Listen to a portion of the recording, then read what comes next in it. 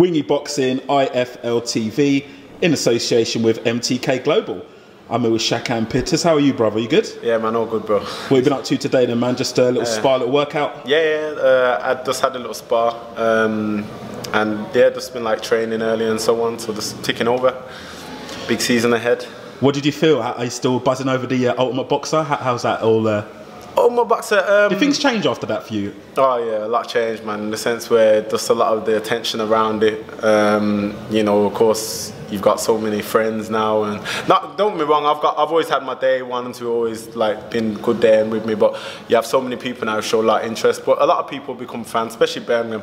A lot of my hometowns showed me a lot more love now, and you know they're very supportive. A lot of people just like, oh, we're behind you in everything what you're doing, and you know. Just the general feedback, yeah, it's good to hear, you know. But I listen to everyone, you know, I take time and embrace what they're saying. Obviously, I just enjoy the journey at the same time. So for those who may have missed it, you got the win over Dex Spellman. Talk us through the fight. Yeah, it was a prize fight. It's Ultimate Boxer. It was on 5 Spike or Spike 5, whichever way around. I think it was 5 Spike. I had 3 fights in one night. It's like a prize fighter tournament. My first one was a guy against Sam Smith. The second one in the semis was against a guy called Georgie Bacon, and then the final was obviously against Dex Spellman. It was you know, I watched it back myself on the catch-up. The whole tournament was a great event, great place for many boxers coming through the ranks to showcase their skills and obviously get noticed on, you know, the TV basically as well. Yeah, it was a great stage, definitely. And in that win, you worked the jab well, didn't you? You kept to your game. And yeah, I mean, you know, without even sounding disrespectful to any of my opponents, I didn't really get out my second gear. I think I just done the basics right, you know, stayed on my jab, moved, I've got good movement, you know, good awareness and so on, and I just literally stayed on my jab. Probably, so I count back how many jabs I've thrown, probably total way over 1,000 or so, or 2, I don't know, but I threw quite a lot of jabs. My jab was the main asset at that tournament. How did that come about? How did you hear about, you know, the tournament? The tournament, well, it was basically, I was training leading up towards the American in September on the Matchroom show. I was on that one. You know, I won that one via knockout as well. But I was training towards that one. I was actually in Dominican Republic at the time. My coach, I messaged him saying, look, because we've got a close relationship, you know, when I'm on the way back, I'm obviously going to hit him up. I was training out there as well, but I had this booked before I even knew about the Khan shows on in Birmingham, the arena. But like, yeah, I was heading back. I was just messaging him saying, look, I'm getting on the plane now. I'll be back first thing Monday as you do, or when you're back. It's like, yeah. I was like, no more holidays now. You know, the Ultimate Boxer's coming up, and you know, you're in the Ultimate Boxer, so you know, basically just go and get that robe. But no more holidays. We've got on it and that. And I'm a very disciplined fighter anyway. Right. So, yes, I was going to ask you. But you know, like I said, Paul Cunningham, like, he knows what he's on about as well. He's very experienced, along with John Pegg. They're both very experienced. So obviously I was always going to knock her down. And with the cash prize at stake, it was a no-brainer. You know, I know that at my best, I've got the ability to beat the top guys. You know what I mean? In the top 3 or whatever, I could mix it with them when I'm on my game and when I'm fit. So you made the change from football, is that right? You was a pro footballer. Yeah, how did that?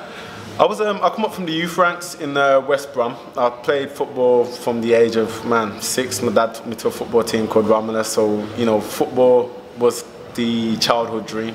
You know, I was playing it right up to my adult years, to about 21, 22. Got released from West Brom in my teens, from my late 1920s or so, 19 or so, and got released from there. And obviously, it shattered me. You know, I was shattered because that was my dream at the time. I was thinking football all the way, nothing more.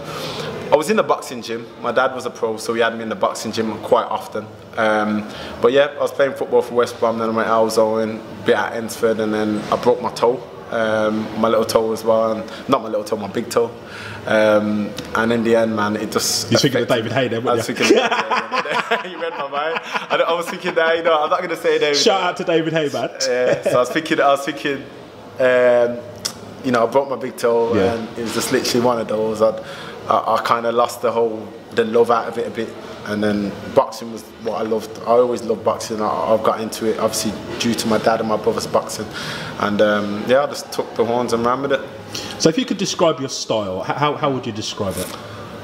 Well, I'm tall. That's obvious. I'm 6'6", light heavyweight. I know my distance, so I'm good at using my range. I'm fast, you know, and I've got the power.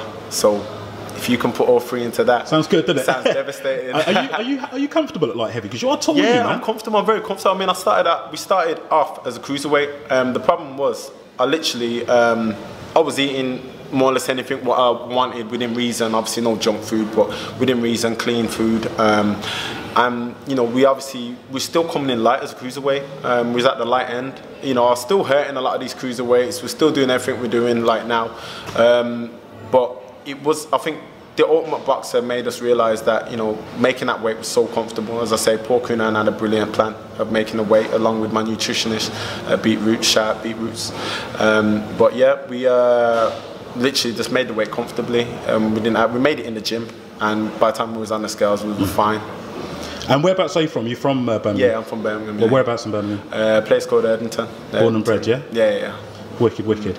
So do you watch boxing? Like some boxers don't, some do. Do you follow boxing like Kovalev and Alvarez? You got your eye on that sort of I follow boxing. I mean, now I was obviously when I was in that division following more the cruiserweight division, but now because I'm branched now to the light heavy, so I'm following the light heavyweight division.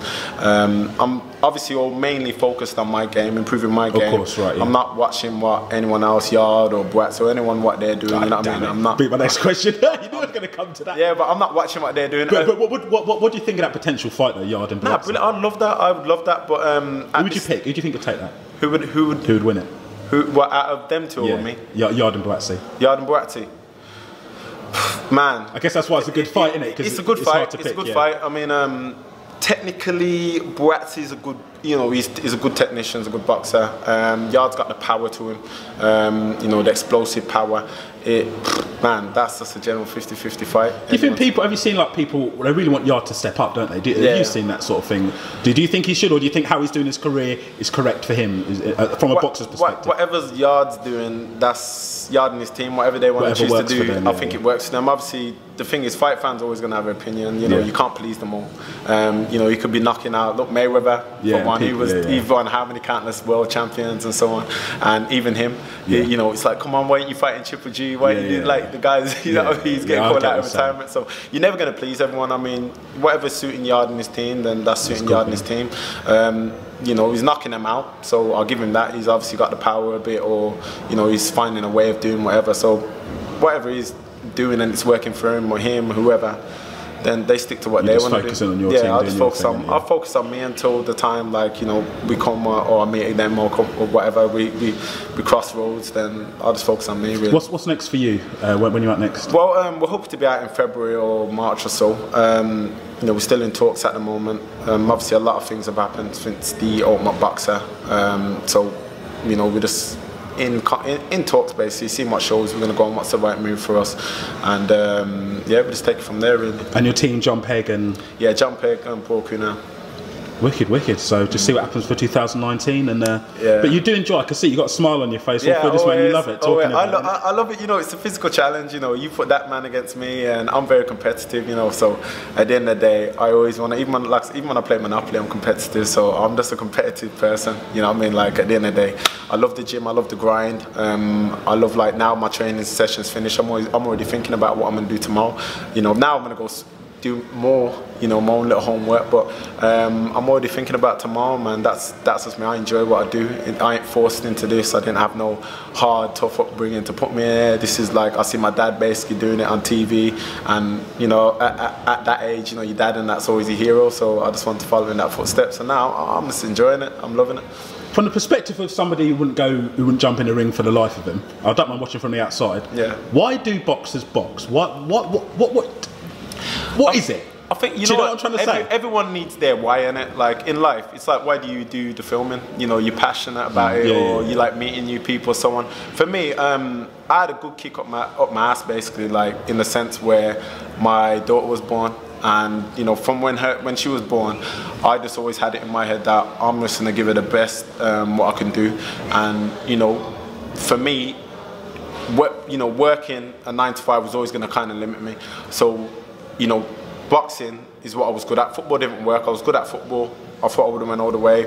things happen, but everything happens for a reason in life. You know, boxing's what, you know, a secondary school, what I had, and my brothers and everyone was blessed with as well. So I was able to take this now and channel my energy here. And it's just, every time I look in my daughter's eyes, really, honestly, I can't, I just don't want to be a letdown to her, to look, make her grow up and probably think, you know what, I just don't want to see us working hard, struggling. I want her to be doing her things for me. So I know with that on my mind, man, it's just crazy. It'll never change, trust me, brother. When you're 39 and they're 15 asking for PlayStation 4, you're like, oh, go on then, oh, go on then. Yeah. When you got kids, they're always your kids, man. But, nah, definitely, man. That's my baby, you know what I mean? So, yeah. I'll protect it with everything. Shakan, really enjoyed speaking to you, brother. Yeah, you as well, man.